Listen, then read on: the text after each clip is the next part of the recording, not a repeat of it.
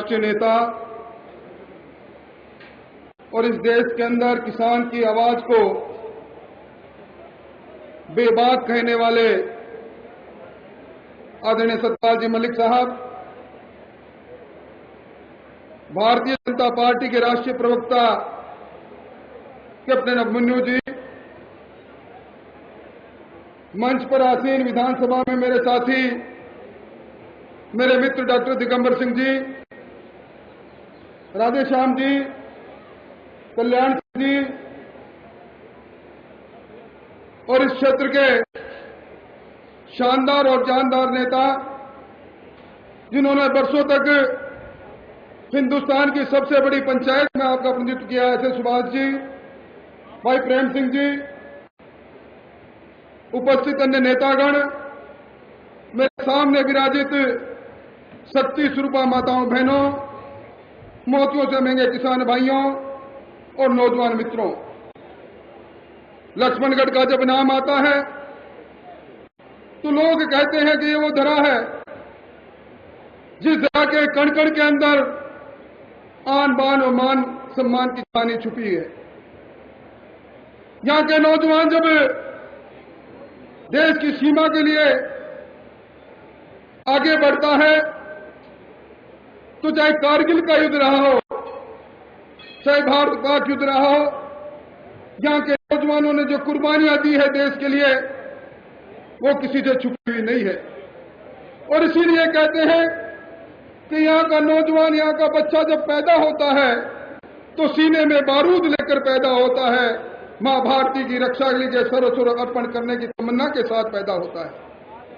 और ऐसे लक्ष्मणगढ़ के अंदर आज मैं जनता का विराट स्वरूप देख रहा हूं। आपके पड़ोसी के रूप में कई बार यहां लक्ष्मणगढ़ में सभाओं में आने का मौका भी मिला, और आज की सभा को मैं विराट सभा कहूं तो कोई अतिशयोक्ति नहीं होगी। इतनी बड़ी संख्या में उपस्थित या सभी जाति और बिरादरी के लोग और माता शक्ति या स्वरूप महिलाओं को देखता हूं तो लगता है कि इस बार इस लक्ष्मणगढ़ का राजनीतिक इतिहास निश्चित तौर पर बदलेगा। मैं भाई सुभाष जी आपको बधाई दिए बिना नहीं रह सकता। यह आपके प्रति जनता की आसक्ति है, प्रेम है, प्यार है कि इतना बड़ा जन समुद्र सामने बैठा है। भाइयों, जब मैं आपसे बात कर रहा हूं, कुछ समय बाद स्वराज संकल्प यात्रा की नायिका आपके बीच में होगी, और हम सबको मालूम है कि ये जो सरकार, जिस सरकार को हमने 4 साल और 7.5 महीने भोगा है, जिस कुराज के लिए आज पूरा राजस्थान त्रस्त है। आज राजस्थान के अंदर, लक्ष्मणगढ़ के अंदर गांव में जाओ, गांव में बिजली नहीं, पानी नहीं। आज इस कुराज का अंत होना हमारे सामने है। हम सबको मालूम है आने वाले 50 दिनों के बाद राजस्थान के अंदर आचार संहिता लग जाएगी, और आचार संहिता के साथ ही इस सरकार का वजूद समाप्त हो जाएगा और फिर मंथन और चिंतन का दौर प्रारंभ होगा। हमने 5 वर्ष की सरकार को, जो मत की पेटी से हमने पैदा की, उस मत की पेटी से निकली हुई इस सरकार ने हमें क्या दिया, हमने क्या खोया और क्या पाया। आज जितनी घोषणाएं हो रही है, मैं समाचार पत्र में पढ़ रहा था, शेखावाटी विश्वविद्यालय के नौजवानों की पुरानी मांग, और अब सरकार कह रही है हमने कुलपति लगा दिया। मुझे वो समय याद आ रहा है, 2008 का समय था, वसुंधरा जी शेखावाटी की यात्रा पर निकली थी। यहां के नौजवानों ने स्पीकर में रोककर कहा, वसुंधरा जी हमारे शेखावाटी का विश्वविद्यालय दो। यहां के लक्ष्मणगढ़ के लोगों ने कहा, हमारे यहाँ प्याज बहुत होता है, हमारे प्याज की मंडी की घोषणा करके जाओ। इन दोनों घोषणाएं हुई। शेखावाटी विश्वविद्यालय के लिए अध्यादेश राज्यपाल महोदय ने जारी किया, और नई सरकार आ गई। समय के काल चक्र ने दूसरी सरकार को पैदा कर दिया, और वो अध्यादेश जो 2008 में जारी हुआ था, उसको रोकने का काम अशोक गहलोत ने किया। और अब चुनाव नजदीक देखकर इसी प्रकार की घोषणाएं, जिस तरह शेखावाटी विश्वविद्यालय की बात हुई है, आज सरकार नित्य कर रही है। आपको याद होगा, इस सरकार ने प्रशासन गांवों के संग और प्रशासन शहरों के संग अभियान चलाया था। अप्रैल और मई महीने में अभियान चला। राजस्थान के गांव-गांव में और शहरों के वार्ड में सरकार गई।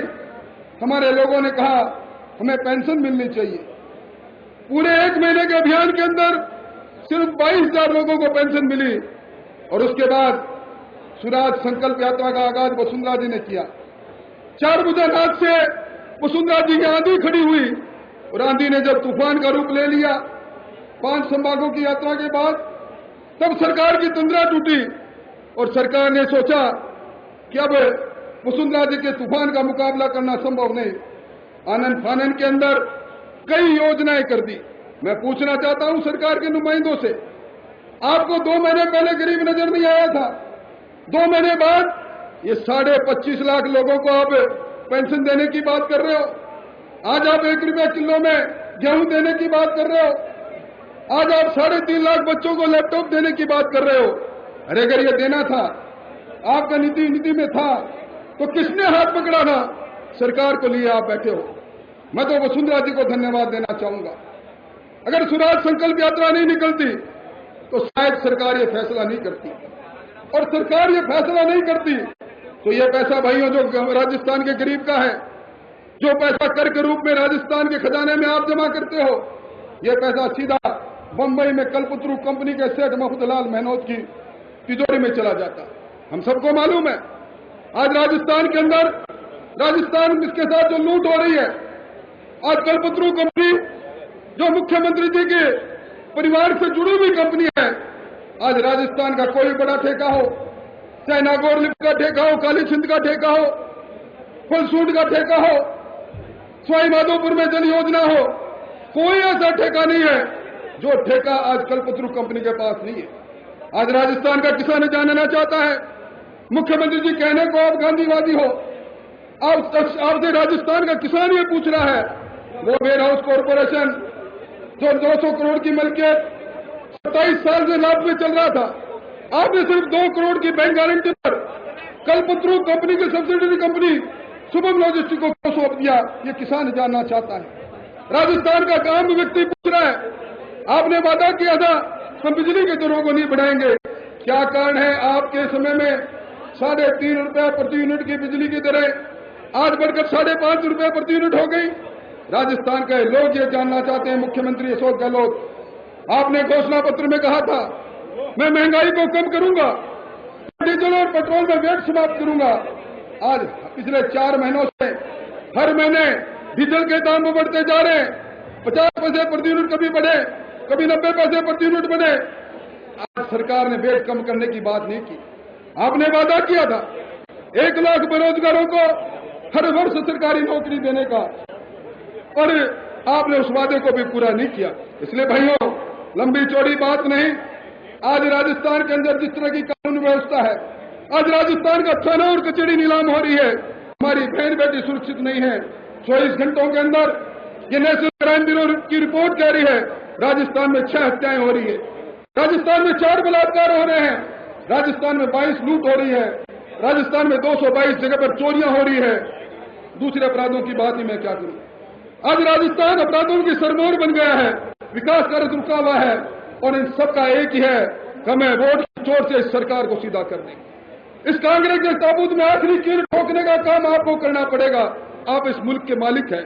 रात की इस विराट सभा से मुझे लग रहा है कि आज लक्ष्मणगढ़ के लोगों ने लड़ाई ली है, या 36 गोमर बरादरी की बहनें निकली है। हमारे यहाँ मलिक साहब बहनें बहुत कम निकला करती है। और प्रणाम करते हुए इस विराट जनसभा को धन्यवाद देते हुए अपनी बात समाप्त करता हूं। धन्यवाद।